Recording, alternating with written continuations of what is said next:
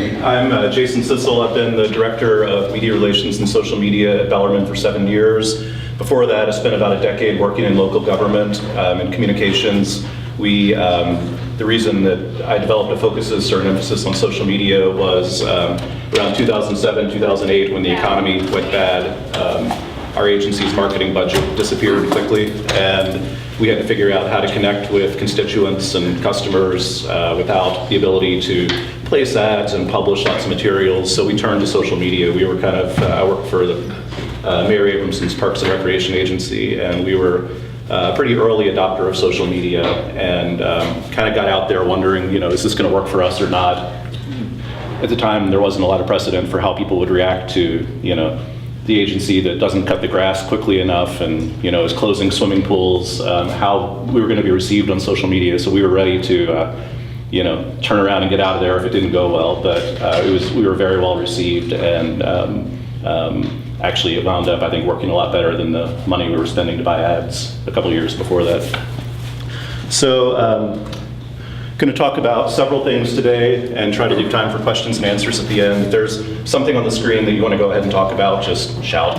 I'm going to talk about why social media will benefit you as an elected official, an introduction to the different social platforms, the key ones, and some of the demographics, the user base for each, some thoughts on choosing the right platform or platforms to be on, finding the right tone to communicate and connecting with an audience, how to manage your accounts, things to watch out for, especially for elected officials, and as I said, some Q&A at the end.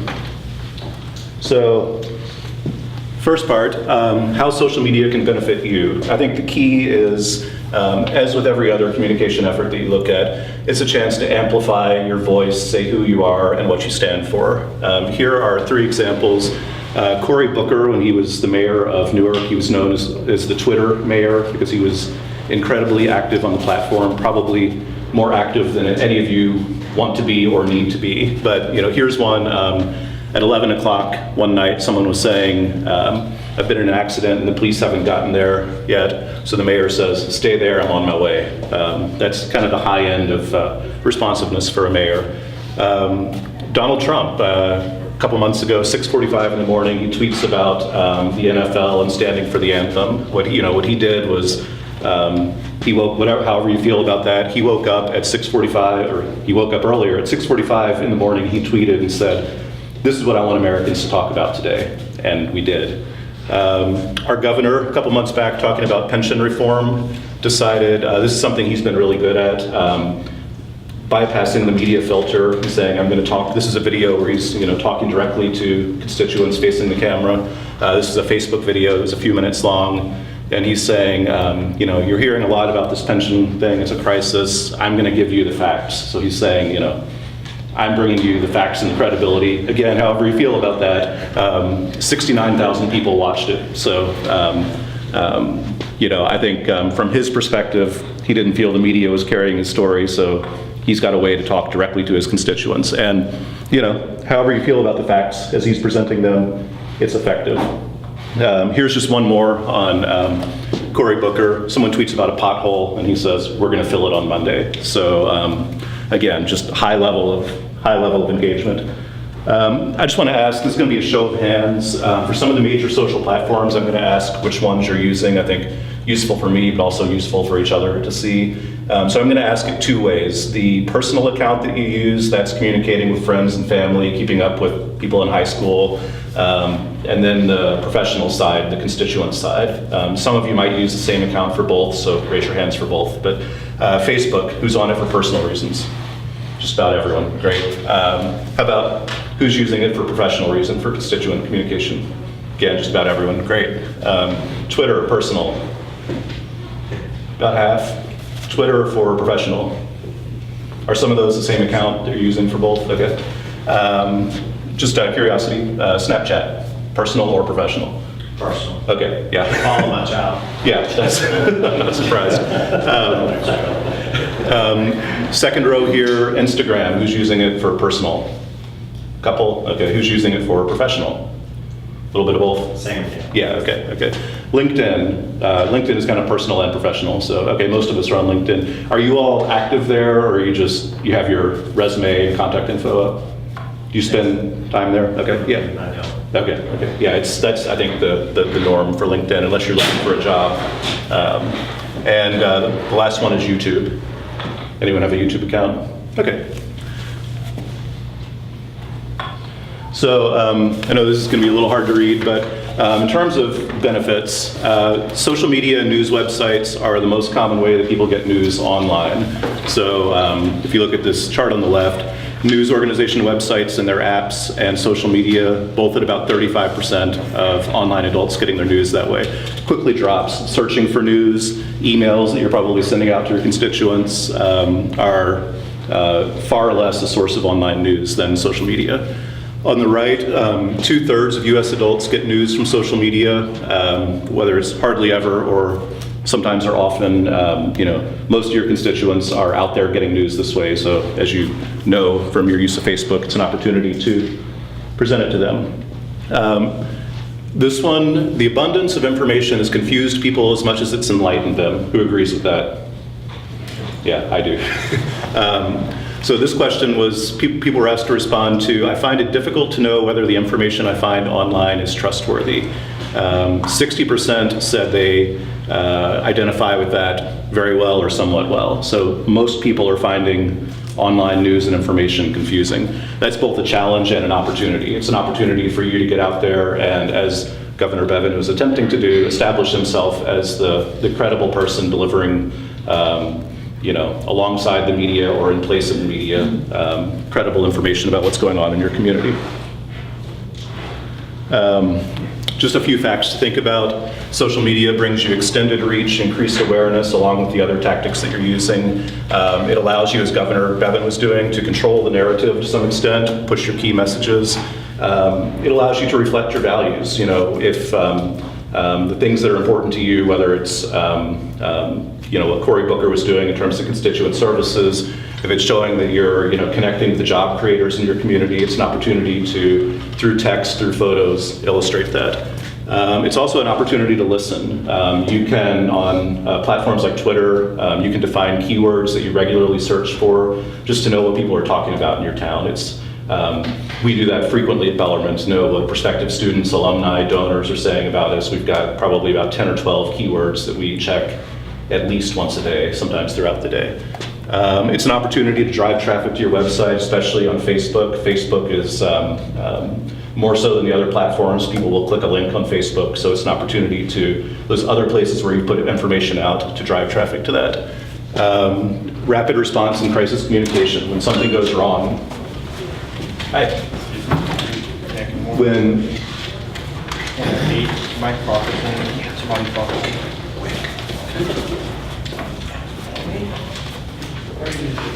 all right. When something has gone wrong, it's an opportunity to start communicating before the media gets a hold of what's going on and tries to begin telling the story. As you have facts, or even when you don't have facts, to be able to say, this is happening, keep following me, we're going to let you know what's going on. Everything from a weather emergency to something more prolonged. Especially on Twitter, it's an opportunity to engage with journalists in your community. A lot of, especially the younger half of the journalist set, are on Twitter a lot, so it's an opportunity to follow them, encourage them to follow you, engage with them, probably about half the news we generate at Bellarmine, we might send out a news release, but it's the tweet about it that gets through the clutter of 1,000 news releases that wind up in someone's inbox over the course of a couple days. More often than not, it's the tweet or the Facebook post that'll get them to follow up. So it's another way to engage with journalists. And the great thing about social media, unlike some other platforms, you get analytics that tell you, not on your personal Facebook page, but if you're using a professional Facebook page, and certainly on Twitter, you get analytics that tell you, what posts people are clicking on, what posts they're engaging with, how many people were reached by each post. So, find a seat, I guess. Great. So it's an opportunity to, on a weekly basis, on a monthly basis, go in and see what's working and what's not. If you've got a post that was important to you, but 2 people clicked the link. It's an opportunity to go back and think about how could I presented that differently, try something else, see if it gets people to engage a little more effectively. So now we're going to talk about the different social platforms and some of the basic demographics. Here's a useful, one of the more useful ways that I've seen social media explained. Talking about donuts. Facebook is where you say, I like donuts. Instagram is where you say, here's a picture of my donut. Twitter is the immediate, I'm eating a donut right now. Pinterest, here's a donut recipe. And LinkedIn, my skills include donut eating. So Facebook, where you say, I like donuts. There are 135 million monthly users on Facebook. By the way, I'm going to have a link to this presentation at the end, so if you want to grab some of the stats, you don't have to worry about that. 135 million people using it in the US every month. It's a great place to say what's on your mind. It is more than any other platform. I'll show you some stats in a minute. It's an opportunity to connect with people across all ages. It's also the largest reach of any platform. So if you're going to be in one place, it's a good place to start. Sharing links more than other platforms, people will click links in Facebook. It's an opportunity to host short videos, including you can do a live broadcast from your cell phone.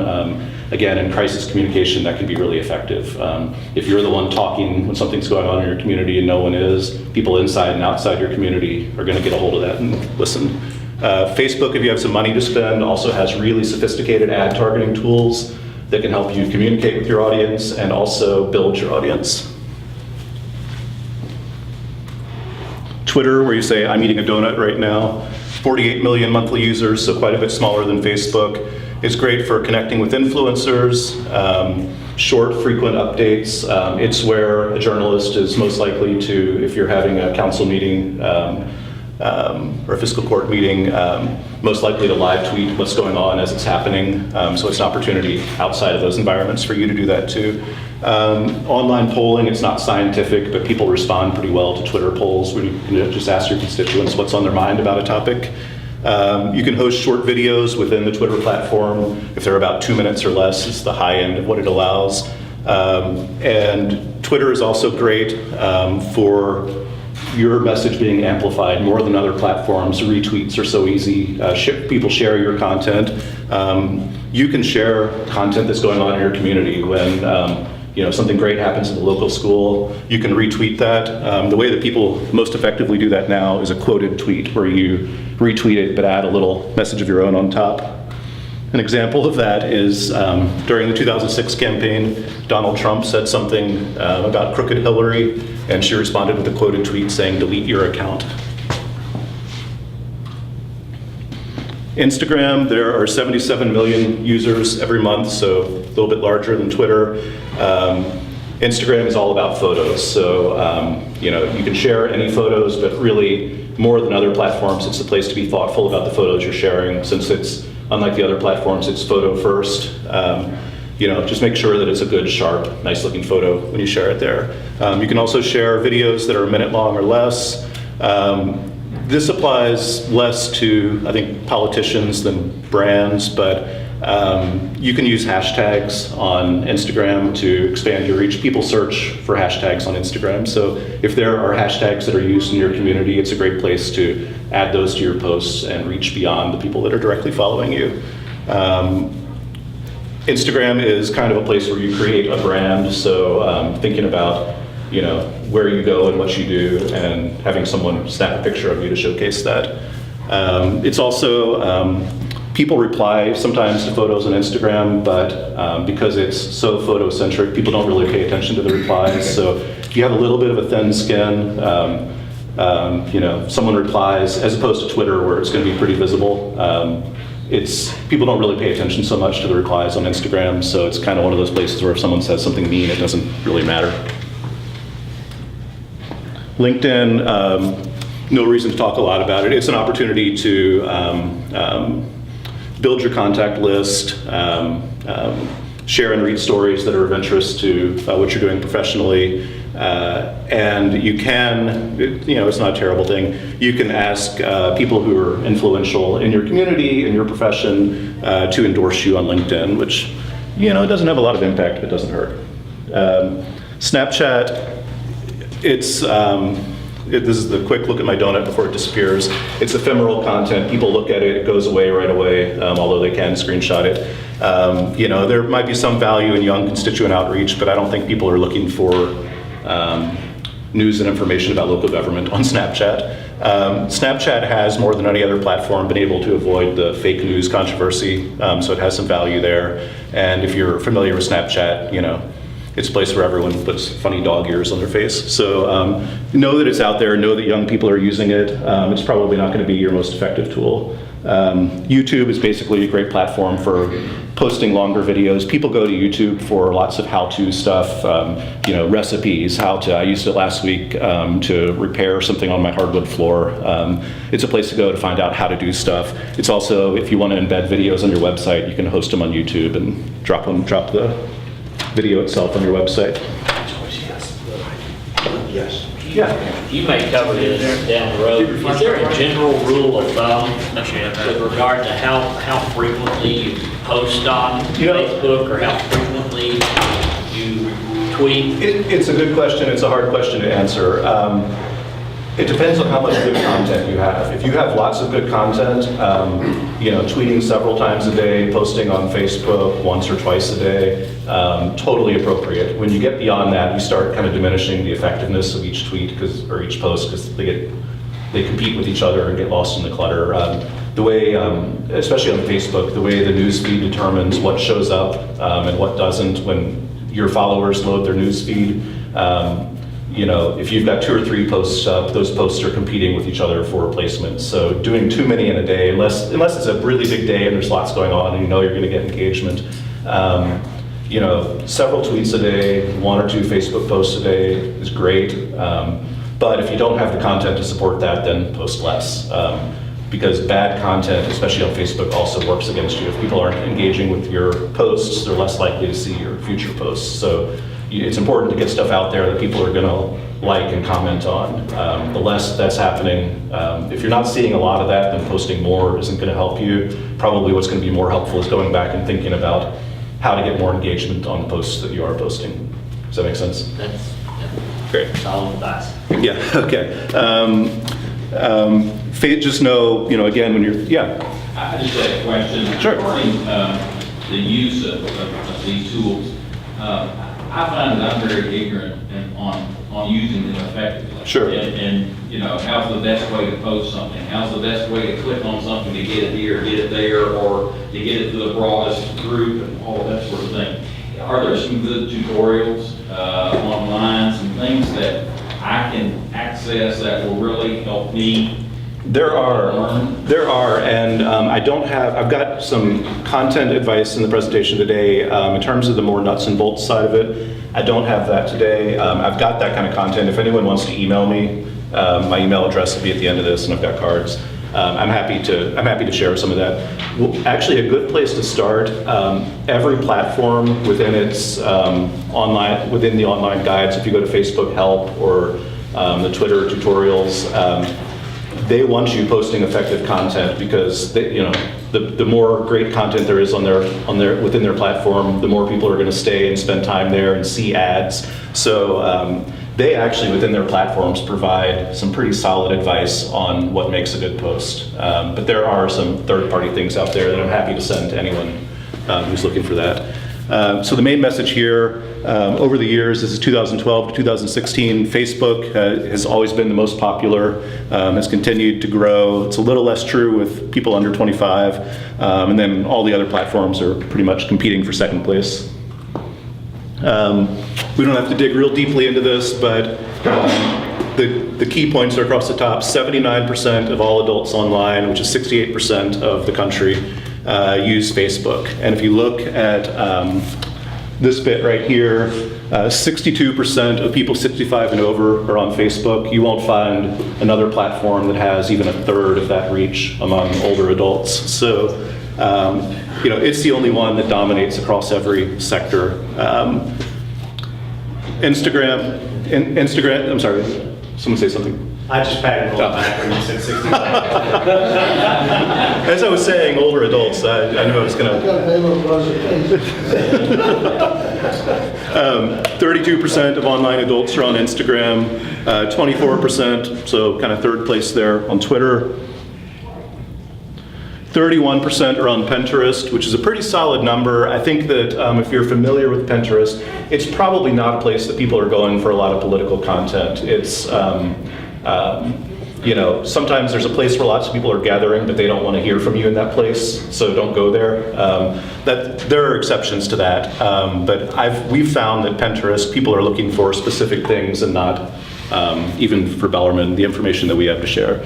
29% of adults are on LinkedIn. I'll show you in a second that it's also, you know, it's a solid number, but they're also much less active there.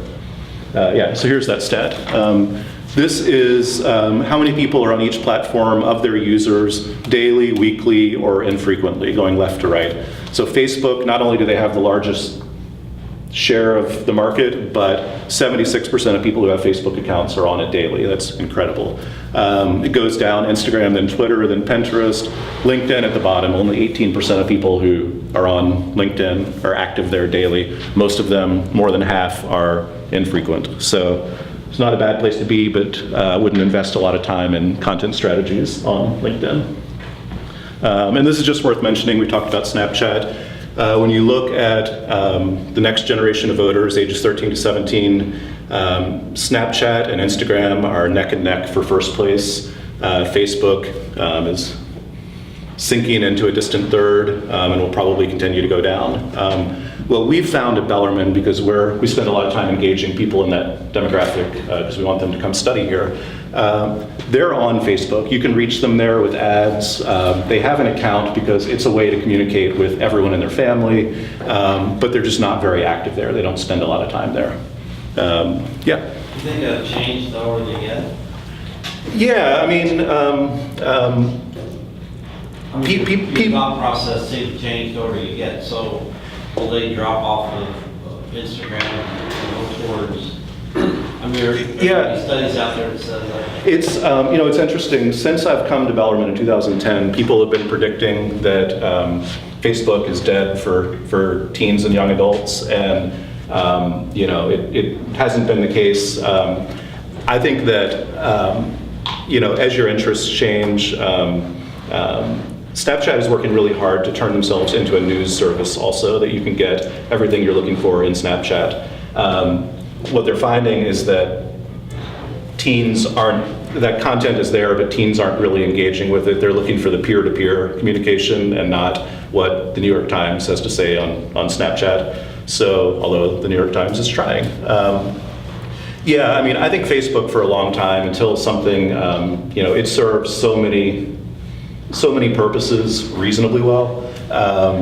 You know, I think that Facebook is going to continue to be significant for several years until something can really come along and do everything that Facebook is doing.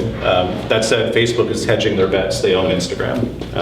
So Facebook is looking for, and they're also trying to add more Snapchat-like features, although that's not going terribly well. So, you know, Facebook does have the muscle and the scale, I think, to keep being competitive. 26, Les Stapleton.